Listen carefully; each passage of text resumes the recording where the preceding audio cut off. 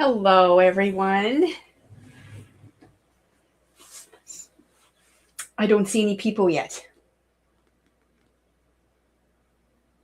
Let's just see if anyone comes to join. I hope we'll get some people. Oh, there they are. Hello, everyone. Say hello in the chat so I know who you are. Don't be shy.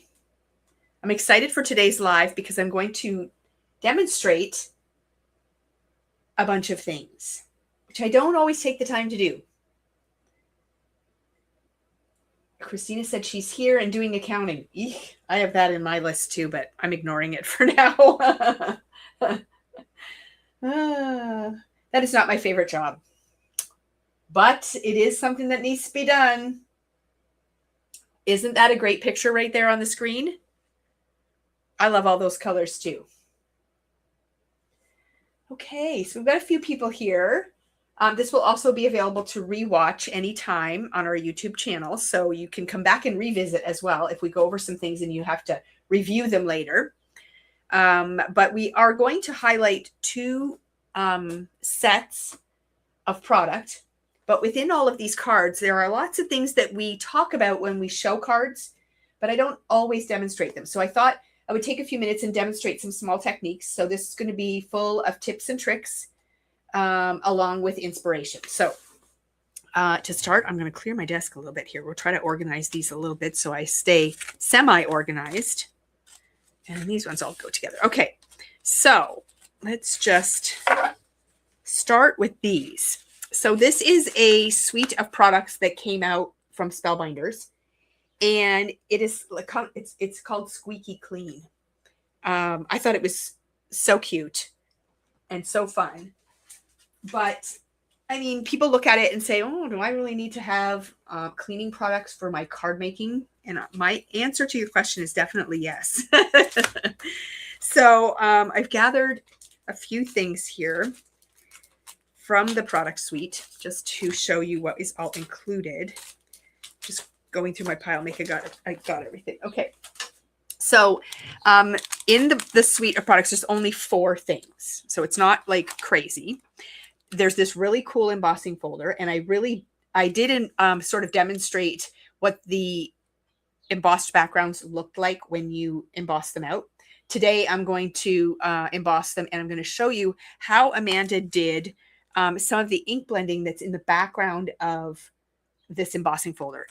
We've had some requests, and we are working on it to do some, they said classes, but we'll do some videos on how to work with embossing folders. So I knew the perfect person to ask, and that was Christina. So she has started to play, and we will have some videos coming up, hopefully in the not too distant future, where we will go over different things to do with your embossing folders, because they're such a hot item on the market, and they have been for years.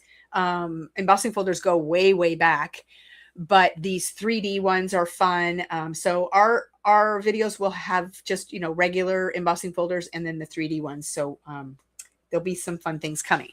But I thought I would just show you just a simple blending technique can kind of make them stand out as well. So we'll go over that.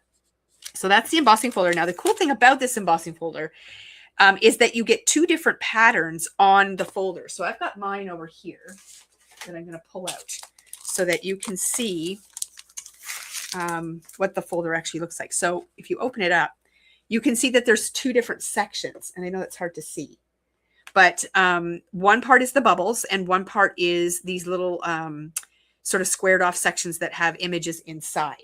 So you kind of get 2 for the price of 1, which is kind of cool. They make their embossing folders extra large. They're 5.5 by 8.5. So if you make your own panels for your cards, you take a 8.5 by 11 sheet and you cut it into 4 sections. And that gives you 4 different panels that measure 4.25 by 5.5. But if you only cut it in half, you get half sheets that are 5.5 by 8.5. And you can put a half sheet in here and get 2 panels. Or you can take your 2 panels separately like this, because sometimes you don't always want both panels, and you can just slip them in there and they fit nicely on the pattern and you can go ahead and emboss them. So you can see I've just slipped that paper in there, and it's really easy to line up the pattern because you can see right through the embossing folder. Once you have it in place, you just take it over to your machine and you just emboss it out. So I'm going to do that right now with this. I can't show that to you because my die cut machine is on my table over here. Plus I'm zoomed in too far to make that look good. So I'm just going to quickly run it through my machine. And I always forget what my sandwich is. So we're going to see if I remember here just on the fly. Yes, I do. Yay me. Okay, so I've just run that through, and now I'm going to open this up, and you can see that you have just that one pattern on your embossing folder. So isn't that cool? And then if you want the other panel, you're simply going to pop it in. Okay, and I'm just simply lining it up with the pattern that is right on the embossing folder. So it's really easy. So there's my other A2 size panel, and I'm going to run that through. Oh, Amanda's on here. She said it was super easy to line it up, and it really is. Very simple. And I don't find that it moves around. Like, I mean, if you jostle your embossing folder around a lot, then you might have it shift. But I found that it just sort of stays in place. And then I'm going to open this up. And now we have the second one. So you can emboss your panels first and then do your ink blending, or you can ink blend on your paper and then run it through. So if Amanda's still listening, what did you do? Because I think you can get different looks. So we've got these embossed out already. So I'll use this. I'll do it this way. And I'm going to kind of mimic what she did here. So see, she's just got that little bit of color kind of in behind the design. You embossed and then blended. Okay. So people that have a heavy hand when they blend might find that they get different results if they've already embossed, because when your blending brushes go across your paper, it's going to catch the edges that are raised. But if you use blending brushes that give you a really soft tone, like the 1-inch blending brushes from Pink Fresh, which, by the way, I have to see if those are available. Every time I check, they're sold out. We are sold out right now, so we have to restock. So I'll have to take a peek and see if they are back in stock. So I'm going to just grab some Banana Cream Pie, which is a very light yellow from Tailored.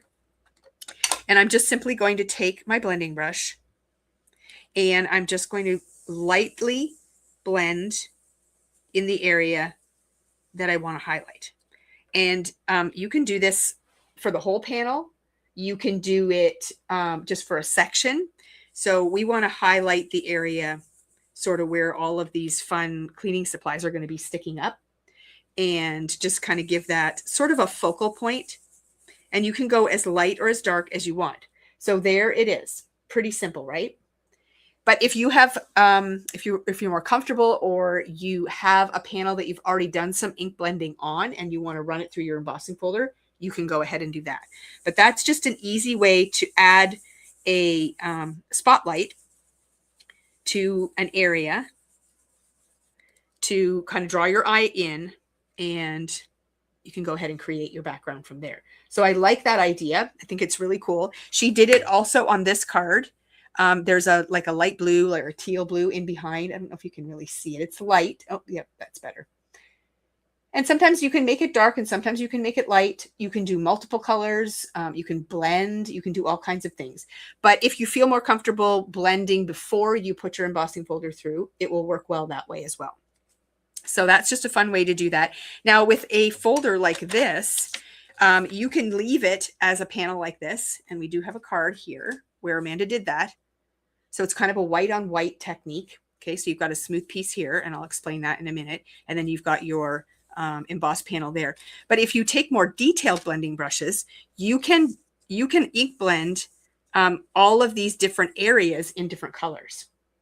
So you can get really creative with your embossing folders just by adding ink on top of them or doing blending before. If you want to put your ink in specific areas, like for instance, these where you just want your ink to be in the areas that are raised, I would recommend embossing first and then adding your color. So you're going to switch the type of blending brush that you use. You want something a little bit smaller, but the smaller you go, the more intense your blending is going to get just naturally, because your area is more focused. Now I'm going to go with a blending brush like this. So it is not as big and the bristles are much shorter. So that is going to give me more intense blending, but I'm still going to go in with a very light hand, and I'm going to try to add some, I'll pick this one because this brush should cover that. I'm going to try to pick just an area on the stencil that I want to focus on, but I'm going light-handed first. Now, obviously, my blending is going to go outside a little bit. I'm not going to worry about that because when I do this one or this one, it's going to go outside a little bit too, and the colors will overlap in those areas, which is fine. But you can definitely just focus on certain areas when you blend. So I'm just going to grab another color. I'm just using Tailored Inks for no particular reason, just because they are sitting right next to me here. Now I want something pink, but I'm afraid I'm going to go too pink if I go too dark. Let's try Bubblegum. We'll see how that one turns out. So we'll grab some pink. Now again, this is how big my brush is, so I've got to be kind of careful which areas I choose when I'm using this size of brush. But you can see when you rub the brushes over how, you see how the edges of the raised area are getting darker and the part that's recessed down there is lighter. And even the areas over here are lighter. That's because the bristles are catching the edges differently when they glide over top. But this could be a really fun folder. Okay, so I like that. You know, I'm doing the first little demonstration and I'm already making a big mess. I'm really good at that. So let's pull in a green. I like Lime Zest. All right, and this time I'm going to grab an even smaller brush. So now I'm going to pull out my Altenew brushes that are longer and thinner. Here's my green one. So longer and thinner, so you can see again the difference in the size of the head and the length of the brushes. So again, it's naturally going to be more intense when you blend. So I'm going to take Lime Zest and I'm going to really brush off a lot of that ink. And now I'm going in extra, extra light, really light, because it's going to want to lay down a lot of color. But see how I can focus the blending on certain areas. So you can fill this whole embossing folder, all different colors, and create a background that way too. And when you do something like this, just putting a simple sentiment on your card when you're all finished makes it, you know, it finishes it off nicely and lets the background really stand on its own. So you can make these backgrounds as simple or as detailed as you want, but that's going to be really cool. I'm going to finish this later. I'm not going to sit here and do it all right now, but you get the gist, get the idea. And if I don't tidy up a little bit as I go, I'm going to have a big disaster. So hang in with me just while I tidy up a little bit, because otherwise it's going to be real bad. Okay, so I'll set these brushes aside. So what do you think of that idea? Have you guys done any ink blending on your embossing folders just to get some color in specific areas, or do you blend before? Did you learn something new? Did you ever wonder how we did that? And now you're like, whoa, that was really easy. Okay, there we go. So that is those two panels. And again, I'll just pop up the samples. So this is the first one where we just did a little bit of ink blending to create a spot where your eye is drawn, and it just sort of grounds the cluster of die cuts. Okay, and then this one here, Amanda left it all white on the background because she's got a lot of color in her flowers, which is really great. But just to show you a different way to do things, you can spotlight certain areas, and you might not want to spotlight the whole embossing folder. You might want to just spotlight this area in the middle and leave the rest white. Again, it draws your eye into a certain area on the card, and then you can kind of go from there. So I love that idea. And again, just to review, that is all from this embossing folder here called Suds and Buds. And it is 2 panels within one embossing folder, which is very unique. And I love that they did that. So that is that. Okay, I have to try to keep my store products separately from mine. Otherwise, there'll be mass confusion. So that's that. Okay, perfect. Now, the next thing I want to show is how Amanda used the sentiments in this set. So this sentiment set doesn't have a die. And a lot of people get nervous when there's no dies with their stamps. So I'll give you a little hint of something that's coming. We are working with Unity Stamps to bring in their line. We've already got an account set up. We've been going back and forth about a few different things. And now it's just about us determining what we want to bring in. We're not going to bring in the whole entire library off the hop. We'll pick and choose things, and we'll keep our inventory fresh. So we're going to always have some Unity things in stock. But that means that if you have favorites from Unity that you would like us to bring in, we can do that too. But a lot of their stamps don't have dies. And that was one of the big hesitations for us. Was our customers going to be okay with not having matching dies with their stamp sets? And we've been paying very close attention to their design team and how they use their stamps to create cards. And if you have a few minutes and you want to go scrolling, you can visit their social pages or their website, and you can see samples of the cards and how they're using those stamp sets without dies. And the same can be said for sentiments. You don't have to have matching dies all the time to make them really cool. And I really like some of the ways that Amanda used the sentiments on her cards. So here on this card, she used an oval as the focal point for her background. And she created a white space kind of over in this area. So she kept her bucket and her florals all the way to the one side, which gives you a perfect spot for stamping, which I think is really cool. So that is one suggestion. And then here, she's added her sentiment right to the bucket. And she also did the same thing here, which I also think is a very cool way to add a sentiment to your design without having a dedicated die or a sentiment strip or something like that. You can do some really fun things just by using your backgrounds themselves to apply your stamps. You can make some beautiful cards with stamps and no dies. I've done it many times. Yes, but it's just not the way we think. So what's Karen saying? Not sure I have blended over an embossing panel unless it was a panel with a coordinating stencil.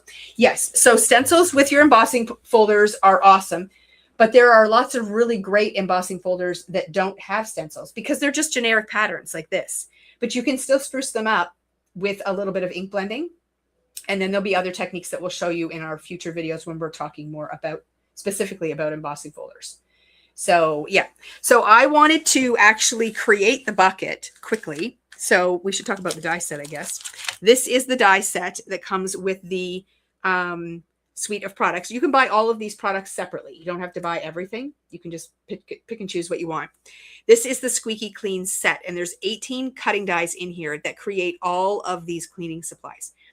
And I thought it was just adorable. I've never seen anything done like in this theme before, which I thought was cool. And I like how they did their sentiments, that you can kind of tie in the theme of cleaning with generic cards, like wishing you a squeaky clean day, or when life gets messy, you keep it fresh. So I think that's a good one too. You swept me off my feet, sending buckets of happy. So you can still have fun with very themed products and be able to give what I would call a generic card, like a thank you card or a thinking of you card, that kind of thing, when you have these fun sentiments to go along with it. So what she did was she used the bucket as her area to drop a sentiment. So I went ahead and cut out some of the dies for the bucket, which is right here. Now I wanted to point out what the dies look like. So they're down here at the bottom.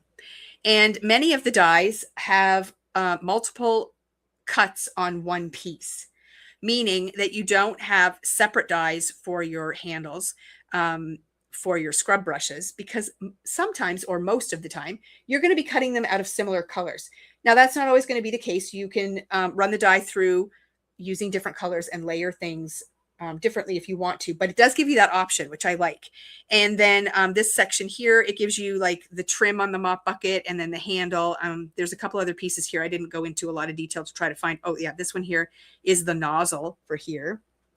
And I'm not sure what this one's for yet. Oh, could be the, no, I don't know. Anyways, they do group dies together to make it easier to die cut all the small pieces. But by die cutting all the small pieces, that's where you get all of the really cool looking die cuts. So these are sponges, and look at the little scrub brushes, the toilet brushes. They're really cute. And that's what this is for. This is the handle on the toilet brush. And then you have like a hand scrubber over here. And look at the Swiffer mop. Like, look at the detail that you get in the dies. And that is because they give you dies to cut out and layer. And that's what they have right here. So it's really cool how they do it. I just love it. But I went ahead and cut out the pieces for the bucket, which is pretty easy to do. And this bucket can be assembled a couple of different ways. You can have your handle so that it drops down, or you can position your handle. Spin it around here. I'm going to get my tweezers. I love using my tweezers when I'm working on stuff like this. But where are they? I had them out. That's the problem. I don't know what I did with them. All right, we'll use these. The handle can go at the top as well, so that it's kind of like sticking up, or it can go down here so it's fallen down and it's just hanging at the side of the bucket. So you've got options that way too. So I love that feature. So putting together the bucket is super easy, and you can do ink blending. You can cut them out of patterned paper if you want to. You can use stencils to fancy up your bucket design if you want to, but I just, for the video, kept it fairly straightforward. I did not test my glue press before I went live, which is probably a mistake. Yes, I am famous for leaving the lid off my glue press for days and days and days. So that is my fault. I'm just using a pin to clear out the little tip, and then it will flow fine. Usually. But sometimes you get dry pieces in there. There is a little nozzle. There we go. There's a little silicone pad on the glue press stand that it rests on. So I can usually get it going pretty fast, as you can see. So this is the top for the bucket. And again, you can make your bucket any color you want.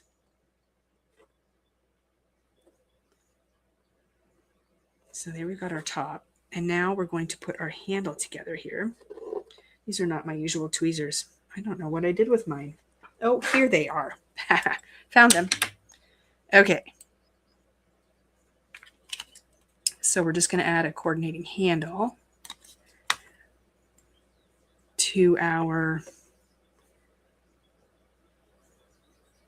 piece here. And I am going to have my handle go up. So what I'm going to do is just tuck the handle pieces to the back. And then the bucket is got a handle going up. That leaves me a bigger space to put a sentiment here. You can do it either way. Just choose the sentiment that you want that will fit in there. Oh, I did that backwards. I'm batting 1,000 here. Okay, let's just get that glue off. You want the glue at the front.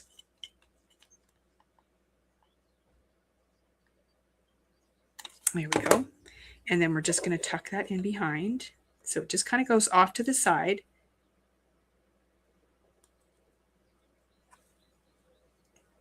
Like so. And then you have a bucket. Super fast. Okay, so there's our bucket. And now we can decide what sentiment we want to put on there. And you can put it into your MISTI and line it all up if you want to. But I'm going to live on the wild side and wing it. Now I have a sentiment set already open. Here we go. So I am going to try and think here. I think I like sending buckets of happy or wishing you a squeaky clean day. That's kind of fun. So I want something that's going to fit nicely on the bucket. Although I do like this one too. When life gets messy, you keep it fresh. But I'm going to go with wishing you a squeaky clean day. So I'm just going to pick up my sentiment with a block, and I'm going to pull out my ink, and I'm going to stamp it right on there. So yes, there's a margin for error here. You can definitely do your stamping through your MISTI with no problem. But I'm just going to wing it. Are you all nervous? So I'm just going to hold that on there and let the ink kind of absorb into the paper and hope that we got a good stamp. Yes. So just hold my bucket up. So there you can see that I have a very cute bucket with a sentiment on it. And for example, on this one, Amanda's added a flower, and then she's got all her cleaning supplies coming out, and you've got some things down at the bottom so that you can fill it all in around, but it gives you a great landing point for your card. And I just wanted to show how that is effective and not always having to use sentiment strips or dies to cut out your sentiments. And by all means, if you've got sentiments that you can use with things like this, you can pull those in too. And if they have dies with them, that's great. They will also work. But I just think that is so cute. So that is one thing I wanted to share as well. And then I'm just going to spray. I didn't get my chamois wet, but you know what? We can cheat. I'm just going to spray a part of my chamois to make it wet, just so we can clean off this stamp. And I can tuck it away. Perfect. And I also want to get the lid back on my ink before I get black on everything. All right, so the other thing that comes in this product suite is a set of florals right here. So it's called Petal Fresh. So the 4 components are the squeaky clean die cuts that make all the cleaning supplies. You have your shiny new day sentiments. And then you have that very cool embossing folder, which is right here, called Suds and Buds. And then the final element is the Petal Fresh.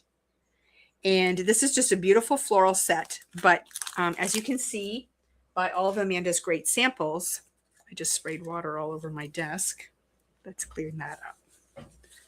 As you can see here, you can use the floral on its own away from the cleaning supplies,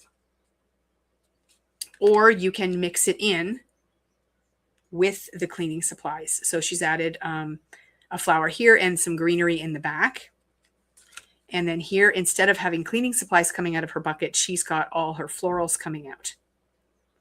So I love that idea too. And then this one, there's no florals at all. So they mix and match really nicely with the samples. With the cleaning supplies, but you can also use them on their own. So if you're looking for a really nice floral set, this is a good one. And I'm just going to point out some of the floral designs. So you've got your little daisy at the bottom of your set here. Okay. And then this green leaf, you can cut it out of all different kinds of green and layer them up together to get really nice effects. So that's the daisy. And then this one here, I don't know what kind of flower this is, but that is this one here. So you've got that sort of scalloped petal in the back, and then you layer your pieces on the top to get that design. This one here is this one up at the top. So that's what that one looks like. And then you've got your, I don't know, your typical like sort of scalloped rounded design. And then there is a smaller one that layers on top. Right here. And then there's also a small set that you can use on its own. And then you have different centers that you can use. So you can use the solid circles like this, or you can use the ones that have the dots in the middle. And then when you die cut out all the flowers, you get all the detail in them as well, which is a cool option. So the dies do a lot of the work for you. There is no ink blending or anything done on these flowers, I don't think. They're just cut out of different colors of cardstock that go like a light, medium, dark kind of shade. And then using foam adhesive to pop them up gives them lots of dimension. And Amanda does a lot of detail work with a gel pen, and I'm just going to zoom in on that. That's a white gel pen. You can just see the little accents that she puts on there. Oh, and the one flower I did not point out is this one here. See the little bells here? So she's got them done in the yellow on this card. And then there's also different kinds of greenery that come in the set too. So you've got ones with like longer stems with petals, and then you've got just the leaves on their own, and they kind of curve in different directions. So you can layer them and mix and match them together quite nicely. And you can see how they work so nicely on the card samples. So another thing that Amanda used, we were talking about 3D embossing folders. There's also what we call just, 2D or regular embossing folders.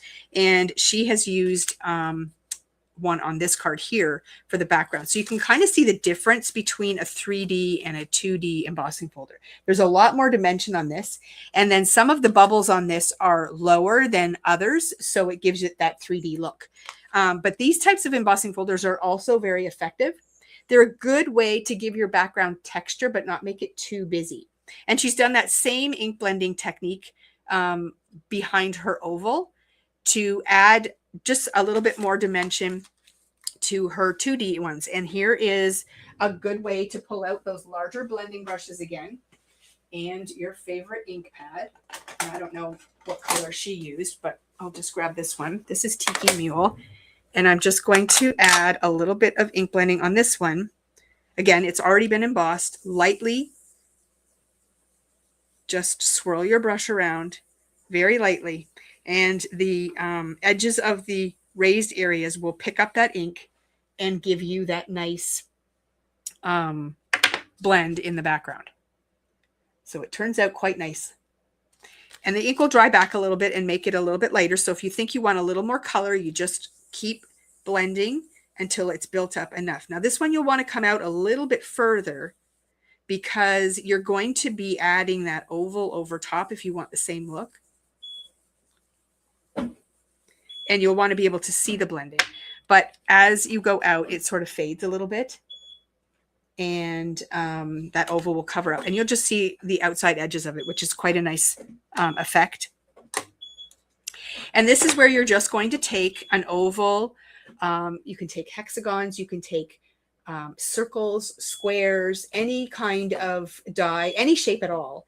And you can use that as your focal point. So I've cut out, I just grabbed something really fast, but I have this like oblong shape. So what it does is it just draws your eye in and it gives you a place to land all of your die cuts. So if you wanted to, you can create a scene with the bucket, the flowers in this case, or you can use it as an edge where you can, have flowers coming down and going around the outside edge. And then it leaves a nice big space in the middle where you can either stamp a sentiment or you can die cut a word or whatever and place it on there. So it's a really nice effect to grab your shapes, your basic shapes, and use them as focal points for your cards.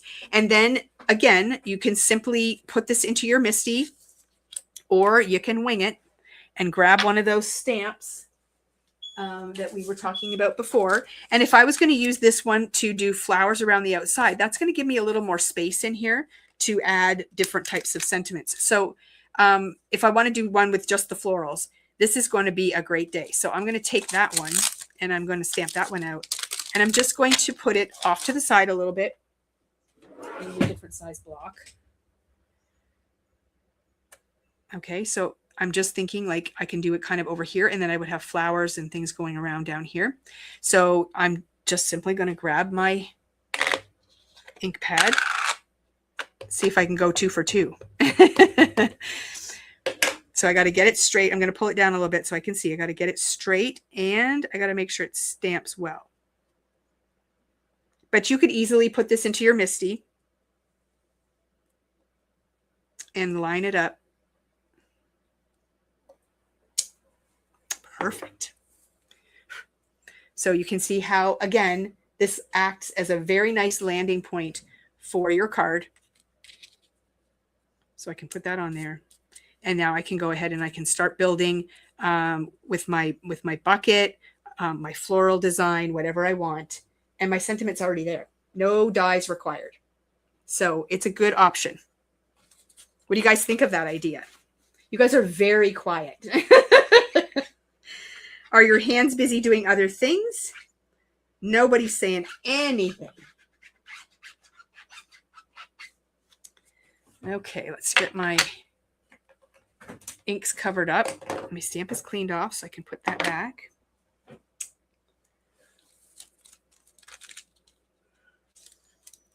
Okie dokie. Perfect.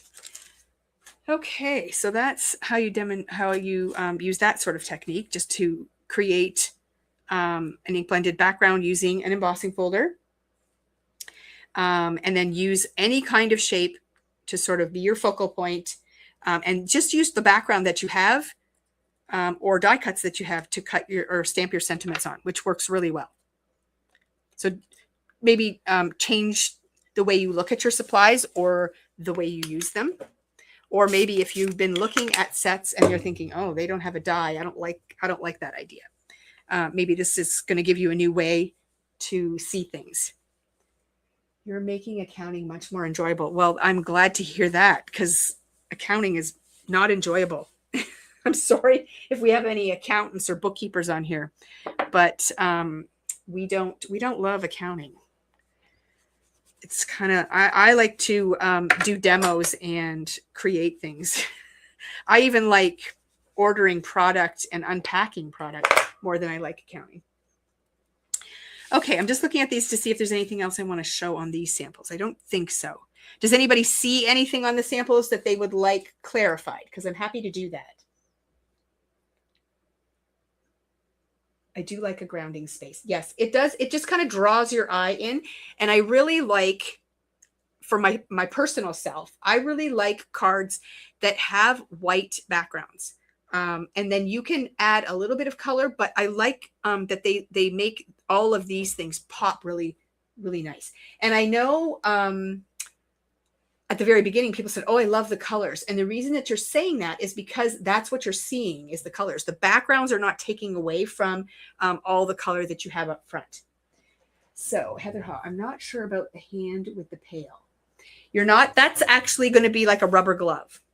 So again, on this particular card, I probably would have left that off, but you know what? It also looks like a gardening glove, which is really cool. I figured if Sue was on here, she was going to say something. So yeah, this could be a gardening glove, and it would be really cute if you cut it out of a pattern paper with a tiny floral, or did a little stenciling on a piece of paper and then cut it out. But yeah, I thought with the flowers and the bucket, you could totally make this gardening themed as well. But I hear what you're saying, Heather. And then, Sue, some of us do love accounting, but you do brighten up the afternoon with some color and creativity. Yeah, you know, I really diss it, because you know what? There have to be accounting people out there, or the accounting just wouldn't get done. So I'm just glad I don't have to do it. I just have to get things organized, and my sister looks after the rest. Thank goodness. Okay, let's put these aside, and let's move on to, move my bucket. Let's move on to these cards. So these cards are from another product. This is from Altenew. And I did touch on this, and I think we actually posted these samples already in our inspiration group, and maybe even on our Facebook page for the store. And we've sold a lot of these butterfly cutting plates already. We're getting down to our last few. I will be ordering them again, but I believe the last time I placed an order, Altenew was sold out, but they will be coming back. And these are the zero waste panels. Now, if you've never used a zero waste panel before, we've talked about how they work, but we've never actually shown it. So this is what you get when you get the die. So you get this beautiful folder, and when you open it up, you get this beautiful guide inside that shows you how to layer up the butterflies. So if you take this die cut and this die cut and then the center part, and you get this. If you do these combinations, you get this, and so on. So it gives you lots of options on how to put all the butterflies together.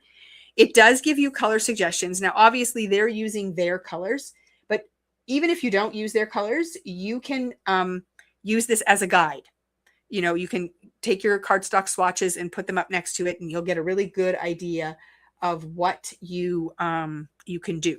So I love that they give you these layering guides inside. They're very detailed.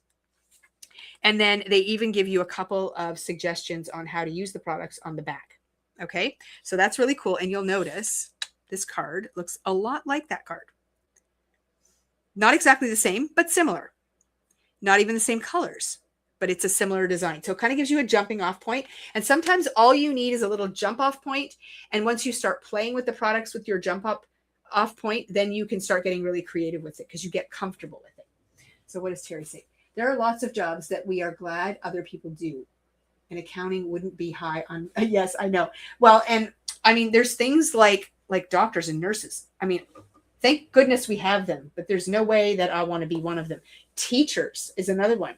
I enjoyed raising my own kids, but I don't want to spend more hours in a day with other people's children than my own. So I'm very grateful for all the people out there that do those jobs. I'll stick to crafting. Okay. So you do get this guide when you purchase the zero waste panel. Now, when we say zero waste, I just want to show you. What I did was I placed the plate, and it is oversized, so it's big. It's not just an A2 size panel. So I placed this on this white piece of paper, and I ran it through the die cut machine. And then when I took it off and I poked everything out, this is what you get. So this is what we would call waste. It would probably get thrown in the garbage. But Amanda cut it out in black, and she laid it on top of an ink blended panel. So she didn't waste any of it. So she used the waste piece as a panel. Now, I grabbed just a stencil panel that I already had done. This isn't the exact one that I would use, but you can see that I've done some ink blending on a panel, and all you have to do is place this over top, and all of your ink blending is going to show through your open areas. So it becomes very useful. So that's one way to use a zero waste die. So I love that. And then you can use this as a stencil. Now, it's not going to be a stencil that you can use 1,000 times, but it's definitely a stencil that you can use a few times. And if you cut it out of a heavier weight paper, like 110 pound, then you can use it quite a few times before you have to throw it out, because the paper's heavier and it will allow you to blend nicely over that. And I will demonstrate that in a couple minutes. Then, of course, you have all the pieces that pop out of your die. Okay, so you're going to poke all these pieces out. So you're left with all of these beautiful butterflies. And those are the pieces that you're going to do all of this great layering with. So you can cut them out in white and you can ink blend them. You can ink blend your a piece of paper and then run the die through and have all the pieces come out in different colors. Or you can use this panel and die cut it out of a bunch of different colors, which is what this bag is filled with, is all the butterflies that we've cut out in the different colors. And you can piece them together using the layering guide to get the butterflies to look like all of these pretty colors here. So lots of options with a die like this. And then you have another die that has 5 bodies and antenna that you can use for all of your butterflies. So you have to run it through once and you get 5 of them. So I love that, that option as well. So that is how a zero waste die works, because there's not a lot of waste. You're using all of the pieces. Now, let's take this piece here, and I'm just going to show you how you can use it as a stencil. So I've got a piece of paper here, and I'm going to add a little bit of tape to the back of it. I could get out my sticky mat, but this is just faster for this demo. So I'm just going to stick a piece of tape down on my glass mat and then stick my panel down. And then you can place this over top, and you can use some tape to hold it in place. Now I'm using the Best Ever Craft tape, so it's like a very low tack tape, so it won't rip my panel. which makes it nice to be able to use it again. Okay, so now I've got, just look at it like a stencil. Here we go. Now I'm just going to use one color just to make things easy. I still have this color out, but just to give you an idea of how this could work. So I'm going to take my blending brush and I'm simply going to lightly go over the piece that I have. And then another way to use these panels is to create a white on white layered effect for dimension and not use any color at all. And then you can still use all your color with your die cuts and things like that. You can also use it like a puzzle. You can cut this out in one color and then you can reinsert the butterflies back into the openings in different colors to create backgrounds that way. So there's lots and lots of things that you can do with these to get very different looks. So one product, lots of looks. So I'm not going to stencil the whole thing, but I'm just going to give you an idea of what this can look like. So we'll lift that off. And again, you have a butterfly design right onto your background.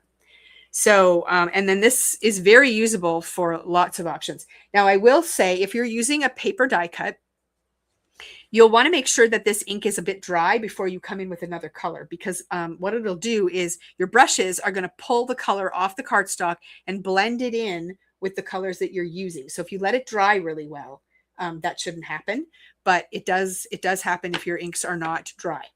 But you can get some pretty cool effects that way too. You could drag paste through this, but it would be a one-time use thing. Yeah, so, but it does give a very nice blending effect. I'll just hold that up so you can see. So you can do lots of fun things with it that way as well. And this is one sample using the full piece, the waist piece in black layered over a stenciled background. So I love that. Here is a beautiful collection of the butterflies in different sizes and different colors, and you can overlap them.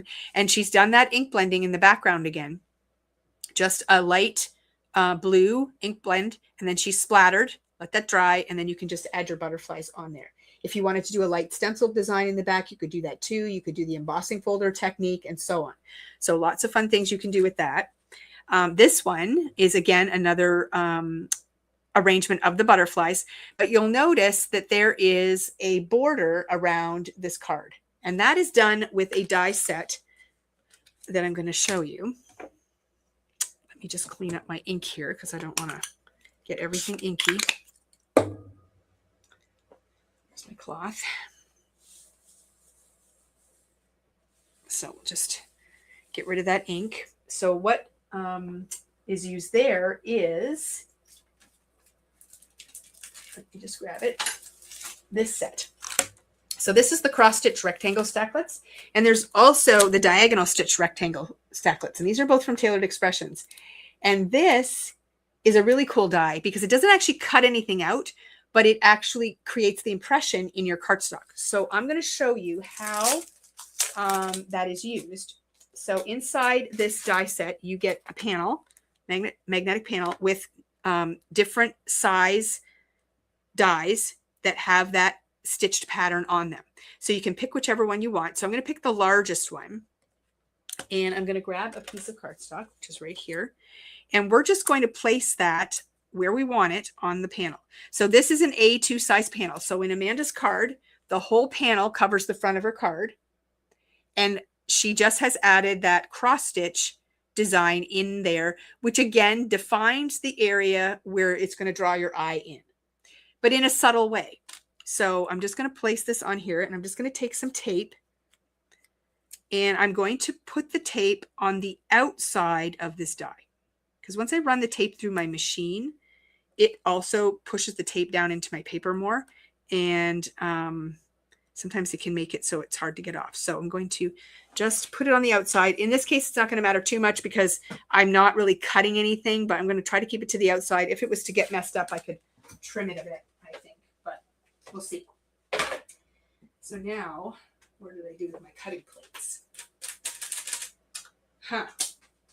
Here they are. So I'm just going to run this through my die cut machine using my normal sandwich for die cutting any other kind of die.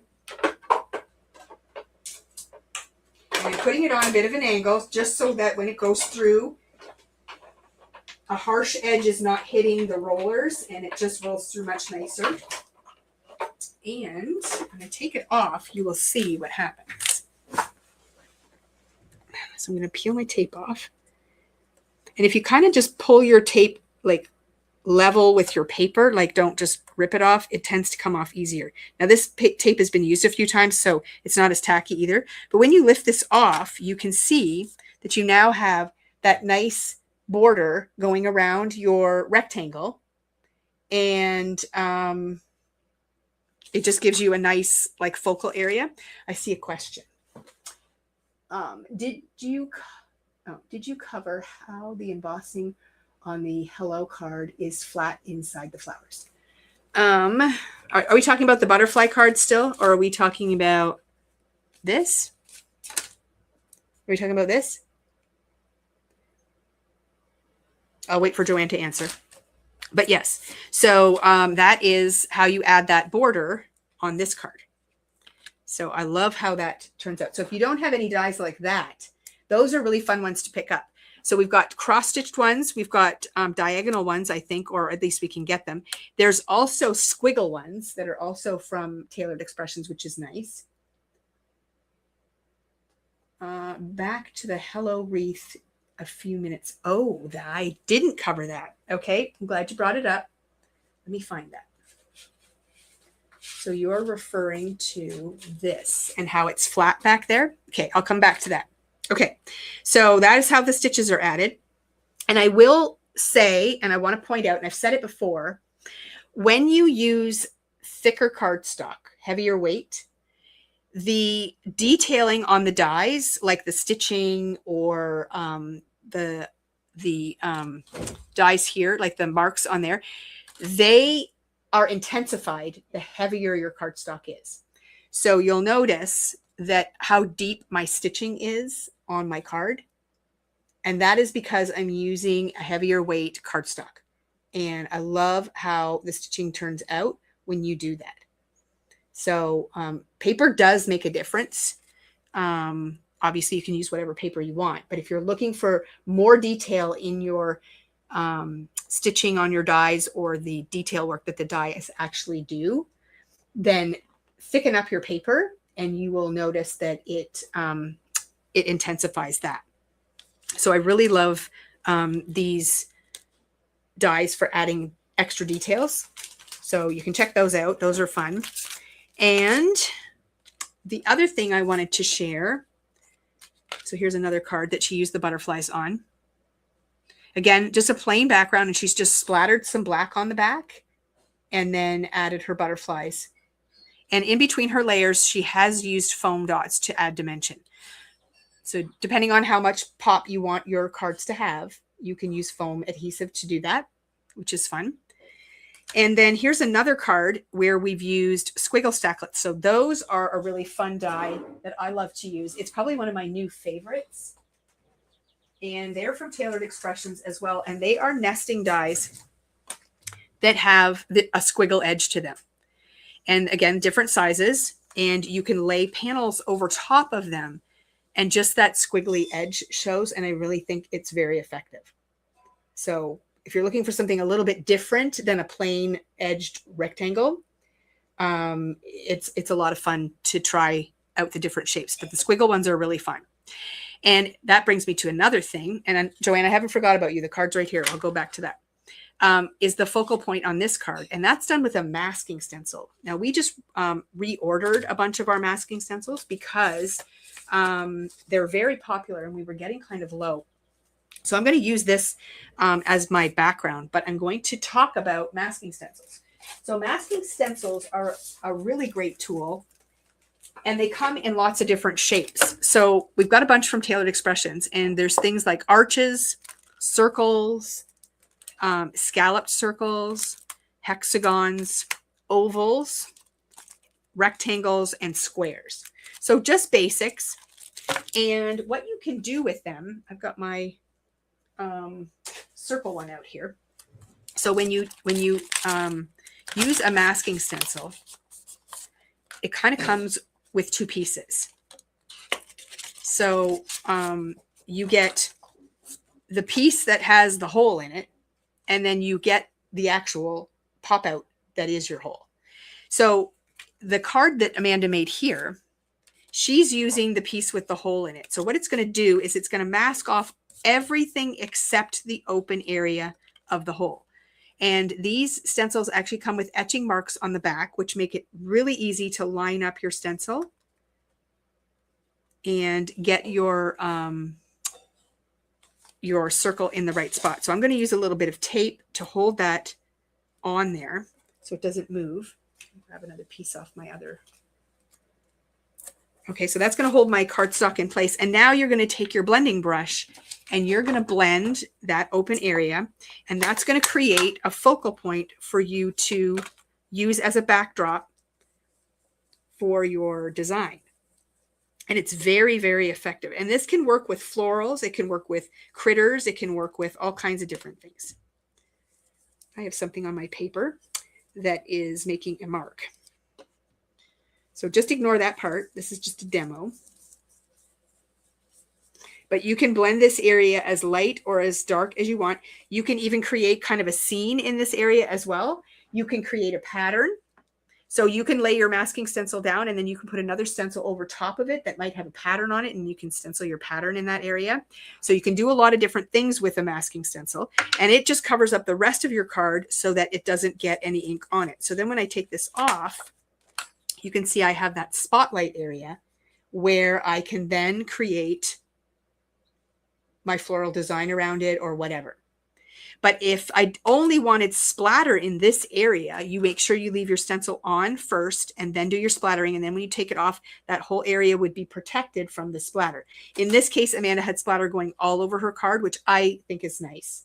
It kind of takes the design all the way across, which is appealing. So, but if you wanted to keep that area protected, you can.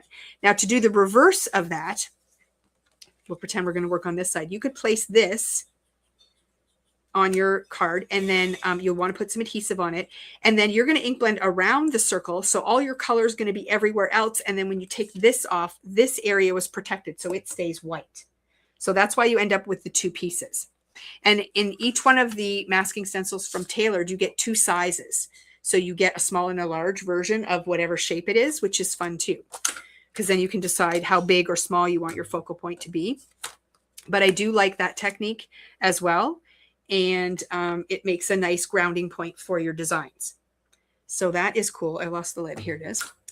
And then the other thing that I wanted to point out on her cards was the way that she's using her sentiments, the large word sentiments, and how she's using black on the front and then vellum in behind. So you're using those shadows effectively, but they're not taking away from your actual card design.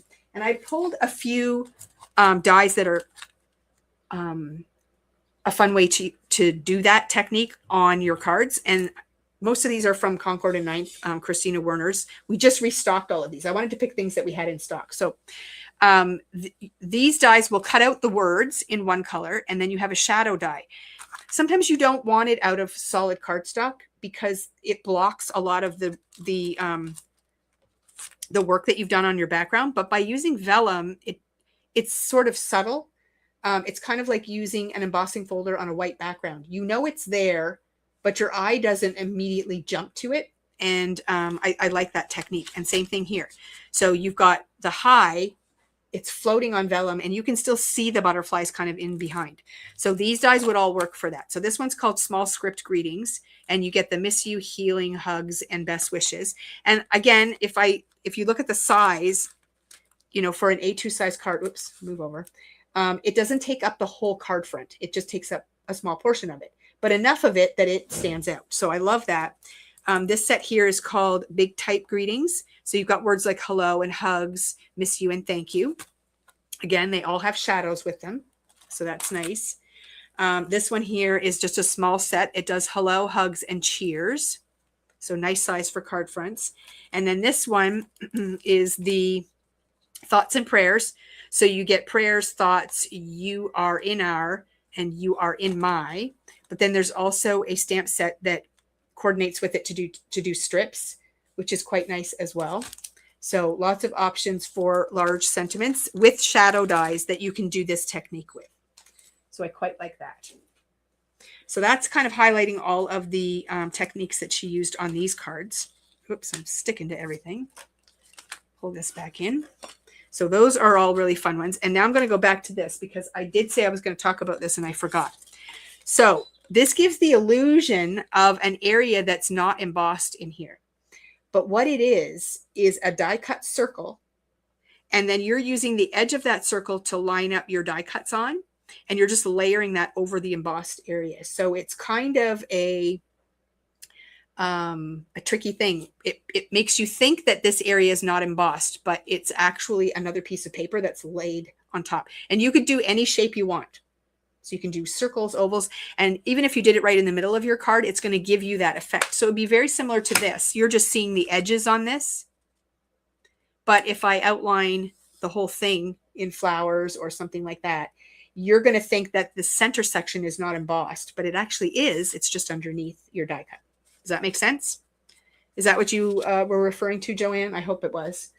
But that's how that was done. So pretty cool. So again, this zero waste is called Fluttering Fantasies, and that's where you get all the butterfly stuff from. Okay, that's it for me. I think I covered everything. Anybody have any questions before I sign off on masking stencils? Oh, one more thing I wanted to point out. So all of the die cutting and things for all these little pieces, the florals, the cleaning supplies. Where do my cleaning supplies go? All of these fun die cuts. So I don't know about you guys, but I hate taking a full 8.5 by 11 sheet and getting all my die cuts out of there. So scraps to me are very, very important. And I like to have a nice variety of scraps. So I've created myself a scrap bin. And we talked about this when these folders first came out. This is my scrap bin. And I've got it all organized by color. And then inside, these are pockets. So I'm going to pull the green one out so I can show it to you. Okay, so inside is a pocket. And there is a divider in here that I've just put my label maker. I put the color on the top. Okay, and then the divider goes in there. And it helps me divide up my pockets inside my container. Okay, so they're all divided up. So I can easily look through them. But I love the pockets because I can pull the pocket out. I can do my die cutting. I can put the scraps back in and it's put away. So we haven't talked about these in a while. We did a promotion where we gave these away so people could try them. And everyone went crazy. And then I ordered a bunch in, told everyone they were here. Everyone went crazy again. But then we haven't talked about them since. We still have these. So if you're looking to get into the die cutting scene where you get all of these little pieces, this is how you do it. Because even if I'm not in my craft room and I want to get some die cutting done and I want to go out to the TV, this is what I take with me to the TV. I have a whole bunch of colors in there. And I can take a small die cutting machine out there and I can do my die cutting and I can use my stacking trays, these, to have all my pieces in. And they have lids. So you can, close them up. Everything's in there. And then they stack so you can have lots of projects on the go. But these folders are key because it allows you to keep your scraps really organized by color, and the fact that you can take them out of your container and use them and keep all the pieces contained and put them back. So I really love them. So they're by Spellbinders. And what you do is you get the storage pouch. What are you saying? I can't read that. 5:30? That's fine. I'm almost done. Yeah, that's my husband. He has a note and he's saying 5:30 because he's asking me if dinner at 5:30 is good. I'm so spoiled. But there's your pouch. So you buy the large storage pouches. You get 10 of them. And they have the gusset in the bottom. And then you buy a second package. This is the large storage tabs. And that's the tab piece that goes inside. And I think the two pieces work well together. I love that they, you don't need the dividers, I guess. You could just use the pouches. Or you can just use the dividers on your own if you want to divide up your container. But I like to be able to pull the whole pouch out and use it that way. So I just wanted to recap those because we talk so much about die cutting I just thought I would share again the system that I use that works so, so well. Plus, if I'm going to a friend's to craft, or even if I'm having friends over to craft, which I'm doing tomorrow, I don't want to be in my craft room doing all my die cutting. I want to be out at the table with them, so I can take my basket of scraps out with me. And then if I do need full sheets or I need to get a sheet or whatever, I can come in here. But most of my stuff is compact and easy to take somewhere, and I don't have to take my whole craft room with me. So I just wanted to show that. What container do you put them in? That's not important. You find a container anywhere that you like that fits the pockets, because you want to get the container that fits in your craft room. That's an old, like it's an acrylic one that I got, I don't even know where, it's years ago. And I actually didn't even have this in it to begin with, but it did work for the pockets. So, but you can pick up containers at the dollar store, at Canadian Tire, on Amazon, all over the place. So as long as they fit your pouches, that's what's important. So whatever works best for your craft room, where you're going to store it, what shelf you want to put it on, what bag you want it to fit in, etc. But as long as it fits your pockets and it's movable for you to go and do what you want to do, that's the important thing. But yeah, that was the last thing I wanted to cover. So I think I covered all the little details in the cards and so on. So if you have any questions, feel free to email. You can leave a comment on the YouTube video and we will be able to get notified about that too. But yeah, so I hope you ladies have a wonderful rest of your day. I hope you learned something, filled up your notebook with questions or things you want to get, and we'll see you again soon.